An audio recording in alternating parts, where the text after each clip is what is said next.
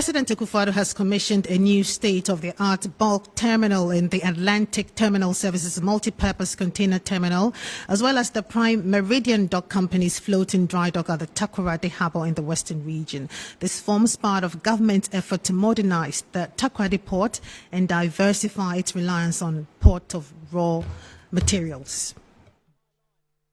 The project, according to the President, is part of government strategy to develop the Takoradi Port to serve as the emerging petroleum hub and accommodate oil and gas service providers, fabrication companies, exploration companies and their suppliers for supply-based activities. The floating dry dock and ship maintenance facility, estimated at $137 million, is being financed by Prime Meridian Docks Limited to carry out maintenance work on the vessels. We've gone past the days where the port of Takoradi was seen to be the preserve only of cargo imported into the country.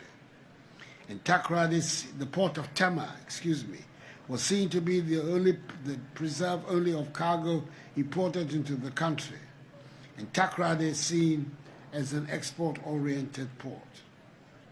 My government has never been a believer of that notion.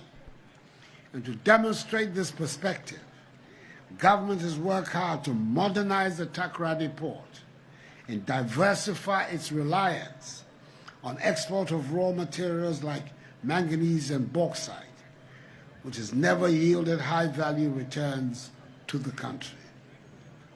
As part of strategies to promote value-added products in sustainable mining, government has put a 5 million ton limit on the quantity of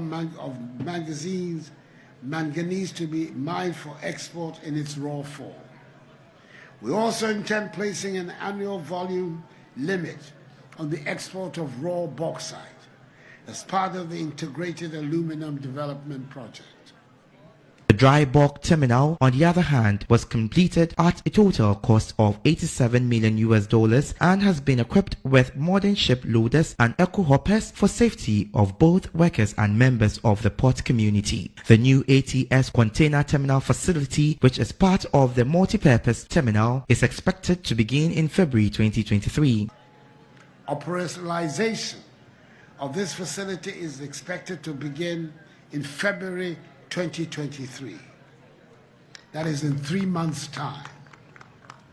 The concessionaire, another wholly owned Ghanaian entity, which has already spent $147 million on constructing the facility, will spend the next 3 months equipping the facility for it to become operational.